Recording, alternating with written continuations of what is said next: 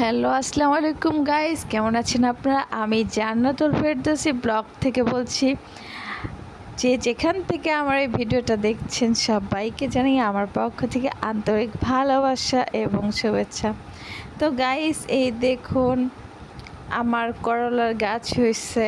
করলার গাছ কত সুন্দর লাগতেছে। এখন হচ্ছে আবার দেখেন আলু শাকগুলো অনেকগুলো হয়েছিল, অর্ধেক ফেলে দিছি। পরে 2-3টা ডান্ডি ছিল, সেখান থেকে আবার হয়েছে।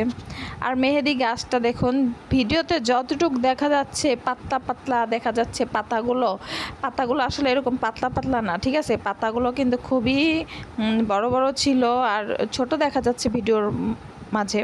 পাতাগুলো মোটামুটি বড় বড় সাইজ ছিল এবং পাতাগুলোর তো প্রচুর পরিমাণ তরতাজা আর সবুজ ছিল।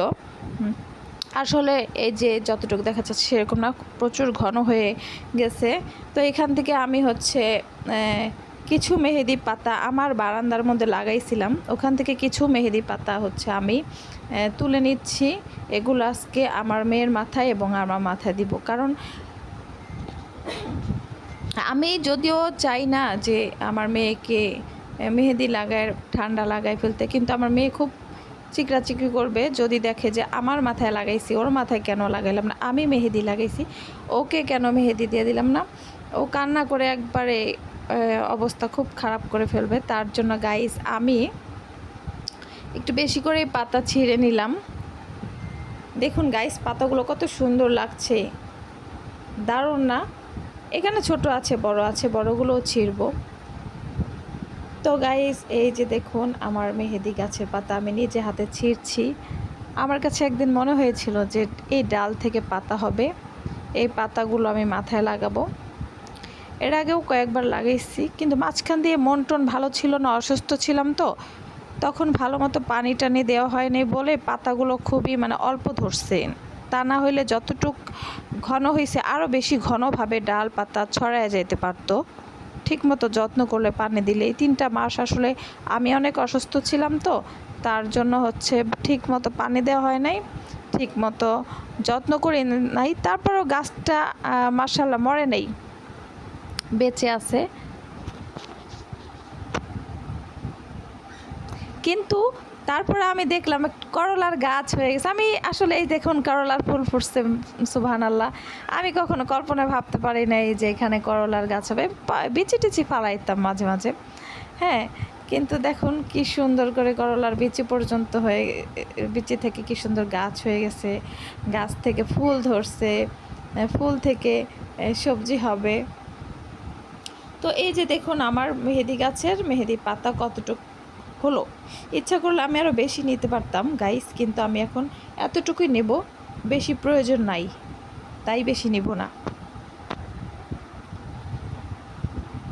তো আমি খুব নেড়ে চেড়ে দেখছিলাম নিজের হাতের গাছ লাগানো ডাল থেকে গাছ হওয়া, কি সুন্দর, কত ভালো লাগছে। আসলে মনে হচ্ছিল পুরাটা ভরে নিতাম, আসলে এত তো প্রয়োজন নাই, এতটুকুই অনেক বেশি হয়ে যাবে।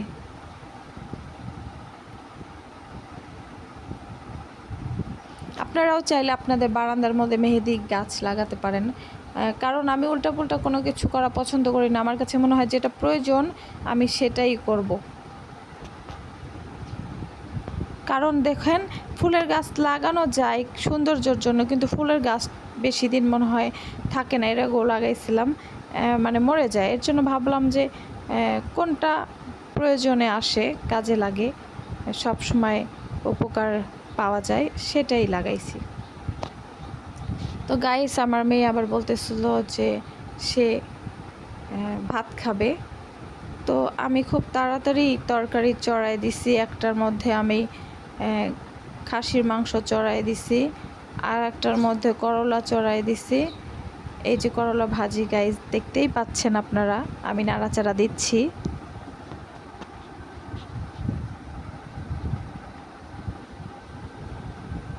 তো আমি করলাটা চেষ্টা করছি যে খুব কাঁচা কাঁচা করেই নামানোর, কারণ একেবারেই নরম করে ফেললে, বেশি সিদ্ধ হয়ে গেলে করলাটা আসলে দেখতেও ভালো লাগে না, আর খেতেও তেমন একটা মজা লাগে না, কেমন যেন কাদা কাদা হয়ে যায়।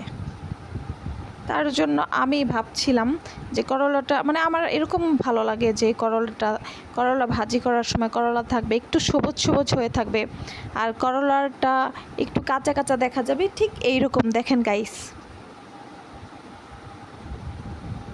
কিন্তু ভিতরে সিদ্ধ হবে হালকা, বেশি না, মানে ভর্তা ভর্তা হয়ে যাবে না করলাটা, জাস্ট এই যে এরকম থাকলেই আমার কাছে ভালো লাগে।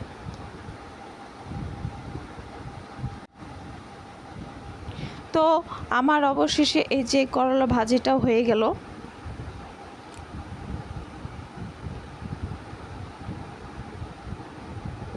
করলা ভাজি করা শেষ, এখন আমি করলাটাকে ঢেকে দিব ঢাকনা দিয়ে।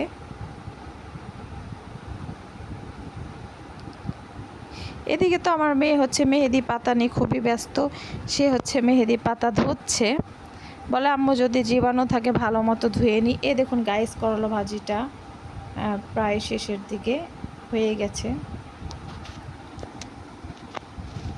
আমার কাছে মনে হচ্ছিল আরেকটু নাড়াচাড়া দিই, তার জন্য আমি আরেকটু নাড়াচাড়া দিচ্ছিলাম। আমার গাছের করলা যেদিন হবে গাইস, আমি সেদিন দেখাবো করলা।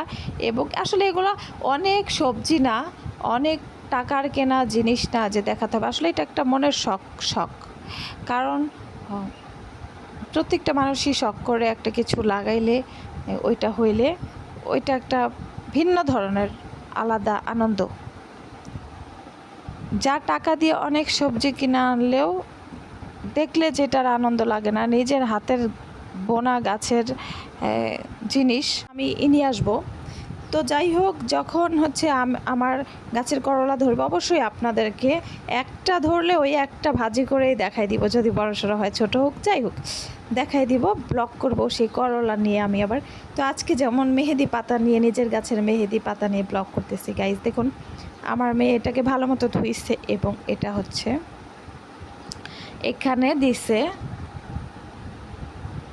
তো আমি আবার ব্লেন্ডার করতে সত্য ভয় পাই, মানে যে শব্দটা, আমার হার্টের প্রবলেম দেখে আমি মানে একটু খুব ভীতু হয়ে যাই।